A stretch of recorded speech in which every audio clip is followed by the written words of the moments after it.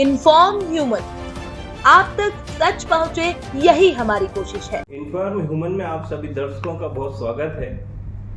लोकतंत्र का महोत्सव मध्य प्रदेश विधानसभा चुनाव 17 तारीख को मतदान होना है और अब बहुत कम समय बचे हैं। धीरे धीरे दोनों ही स्तर से तेजी पे काम चल रहा है। एक और प्रत्याशी अपने स्तर पे दिन रात संपर्क में लगे हुए हैं, वहीं प्रशासनिक स्तर पे भी तैयारियां जोरों पर हैं। हमारे साथ कलेक्टर ऋषभ गुप्ता जी हैं।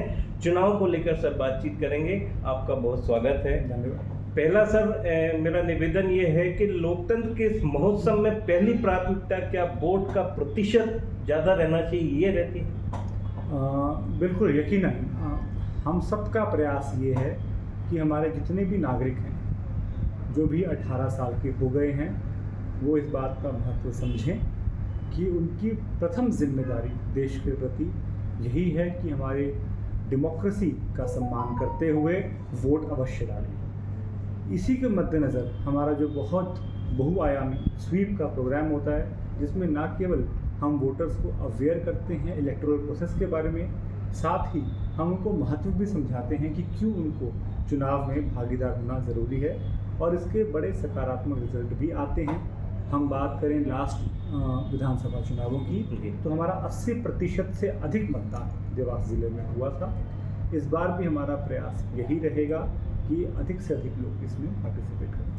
तो सर, अधिक से अधिक लोग पार्टिसिपेट करें, इसके लिए तमाम तरह के प्रयास चल रहे होंगे। स्कूल, कॉलेजेस, सभी के विद्यार्थियों का भी सहयोग लिया जा रहा होगा। डेफिनेटली, जो जैसा कि मैंने कहा आपको कि सीओ ज़िला पंचायत के मार्गदर्शन में स्वीप की एक्टिविटीज़ लगातार हमारी चल रही हैं। भले ही वो हमारा अलग अलग वर्ग, जैसे कि हमारे दिव्यांग साथी, हमारी महिला साथी, हमारे अर्बन के यूथ, हमारे ऐसे माइग्रेंट लेबर्स जो आमूमन बाहर चले जाते हैं और दिवाली के टाइम लौट कर आते हैं, उन सभी से लगातार संपर्क किया जा रहा है और प्रयास कर रहे हैं कि इस सभी टाइप के वर्ग, जो कई बार देखा जाता है कि इनके यहाँ पर वोट कम डलता है, उन सब से संपर्क करके इस बार प्रयास करें कि ये सभी लोग आकर इसमें पार्टिसिपेट करें। सर, इस बार 2 त्यौहार एक साथ है, दीपावली भी है और साथ में लोकतंत्र का महोत्सव भी, तो प्रशासन को कुछ इस तरह की कुछ चुनौतियों का भी सामना करना पड़ रहा है। जहाँ एक और हम बात करें, ये एक अच्छी बात है। जैसा कि मैंने बताया कि दिवाली के टाइम पे आमूमन जो लोग अक्सर बाहर जाते हैं वो भी लौट के आते हैं, तो वो सभी लोग इलेक्टोरल प्रोसेस का हिस्सा बन सकेंगे, तो वो एक अच्छी बात है हमारे लिए। बट हाँ, यकीनन साथ में प्रशासन के लिए ये चैलेंज है। जहाँ अभी खाद का भी पीक टाइम चल रहा है वितरण का, वहीं हमारे त्यौहार भी रहेंगे, वहाँ भी हमारे लॉ एंड ऑर्डर के इश्यूज़ रहेंगे, व्यवस्था बनी रहेगी, और साथ में हमें चुनाव भी करवाना है। तो यकीनन चैलेंजेस हैं, बट अच्छे से प्रशासन ये सभी काम कर लेगा। सर, अभी 2-3 दिन पहले आपका एक वीडियो हम देख रहे थे, जिसमें मतदाताओं के लिए एक समझाइश भी थी और कहीं ना कहीं उनके लिए एक सजेशन था कि वो किस तरह से अपने मत का सही जगह उपयोग करें। वो सर एक बार मैं निवेदन करना चाहता हूँ कि एक बार आप जी। हाँ, इसको बेसिकली हम कहते हैं नैतिक मतदान या एथिकल वोटिंग।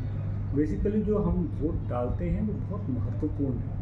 वो वोट किसी भी तरह से किसी संप्रदाय विशेष, धर्म विशेष, जाति विशेष या फिर किसी छोटे मोटे लोभ के लिए हम डालते हैं, तो इतने बड़े अधिकार जो हमको मिला है, हम उसको व्यर्थ कर रहे हैं। तो एक नैतिक मतदान हमको ये सिखाता है कि हमको अपने जो मत का उपयोग है वो किस तरह करना है। हमको बेसिकली जितनी भी पॉलिटिकल पार्टीज़ हैं उनके बारे में जानना चाहिए, उनके इलेक्शन मैनिफेस्टोज़ को स्टडी करना चाहिए, जो प्रत्याशी खड़े हैं उनके बारे में हमको स्टडी करना चाहिए। क्या उनका एजुकेशनल बैकग्राउंड है, क्या उनका क्रिमिनल बैकग्राउंड है, क्या उनकी संपत्ति है, और इन जनरल बेसिकली ये सभी बातों पे तर्क करके हमको एक सही निर्णय पे आकर वोट डालना चाहिए, जिससे कि हम अपने अच्छे समाज को निर्माण कर सकें। और यदि हम इसके विपरीत जाते हुए किसी लोभ में आकर, किसी कपड़े के लोभ में आकर, या फिर कई बार ये भी देखा गया है कि इलेक्शन से पहले कई बार लोग दारू के वोट के चक्कर में आकर वोट डालते हैं, तो ये सब चीज़ें गलत हैं और ये लॉन्ग टर्म देश को नुकसान पहुंचाती हैं। सर, जिले की 5 विधानसभा क्षेत्र में आपकी विजिट हो गई? डेफिनेटली लगातार हमारी विजिट्स चल रही हैं, ना केवल मेरी खुद की विजिट, हमारी पूरी टीम, सीईओ जिला पंचायत, एडीएम साहब, पांचों हमारे रिटर्निंग ऑफिसर्स, हमारे डिप्टी डीओ साहब, सभी लोग लगातार नज़र बनाए हुए हैं। फील्ड विजिट्स भी हो रही हैं, मतदान केंद्र भी देखे जा रहे हैं, हमारे ट्रेनिंग सेंटर्स पर भी लगातार मॉनिटरिंग चल रही है कि हमारा मतदान अच्छे से अच्छा इस बार हो सके। सर, एक अंतिम प्रश्न है मतदाताओं की सुरक्षा को लेके। मान लीजिए कभी कहीं कोई घटना किसी तरह की घटती है तो इसको लेके वो कैसे प्रशासन की तरफ से कॉन्फिडेंट रहे कि ये सब व्यवस्थित रहेगा? वैसे तो इस बात में हम कहना चाहेंगे कि Dewas traditionally has been a very very calm place.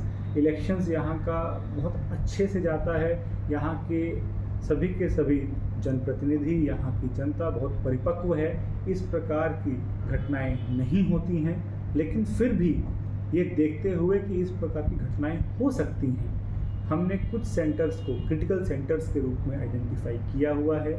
वहाँ पर एक्स्ट्रा पुलिस फोर्स रहेगा, हाफ सेक्शंस ऑफ पुलिस रहेंगी, हमारे माइक्रो ऑब्जर्वर्स नियुक्त रहेंगे, वहाँ पर वेबकास्टिंग रहेगी, बहुत जगहों पे पूरे टाइम वीडियोग्राफी भी रहेगी। जो हमारी ईवीएम मशीन्स का मूवमेंट हो रहा है उसकी जीपीएस मॉनिटरिंग की जा रही है। तो बहुत सारे मेजर्स हम अपना रहे हैं जिससे कि आम जन एकदम सुरक्षित महसूस करें और वो एकदम निर्भीक एनवायरनमेंट में फ्री एंड फेयर रूप से इलेक्शंस का आनंद ले सकें।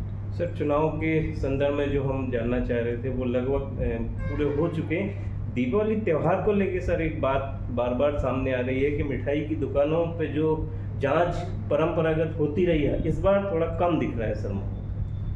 इस बात से मैं अग्री नहीं करूंगा। लगातार हमारी जांच चल रही है। जो हमारा फूड एंड ड्रग जो हमारा डिपार्टमेंट है, ऑलमोस्ट डेली बेस पे सैंपल्स लिए जा रहे हैं और जहाँ जहाँ पर भी इस प्रकार की आती है खबर कि वहाँ का सैंपल रिजेक्ट होने वाला है तो अमूमन उस माल को हम जब्त भी कर रहे हैं और उन पर कार्रवाई भी लगातार जारी है। Thank you sir. Collector Rishabh Gupta ji, लोकतंत्र के इस त्यौहार की भी तैयारी जोरों पर और दीपोत्सव की भी तमाम दोनों ही चुनौतियों का फेस करते हुए प्रशासन पूरी तरह से मुस्तैद है और कलेक्टर साहब जिस तरह से मतदान का महत्व और अपने मत की भूमिका के लिए जिस तरह से अपील कर रहे हैं, ये अपने आप में बहुत महत्वपूर्ण है। आज आपने हमें समय दिया सर, बहुत धन्यवाद। Thank you.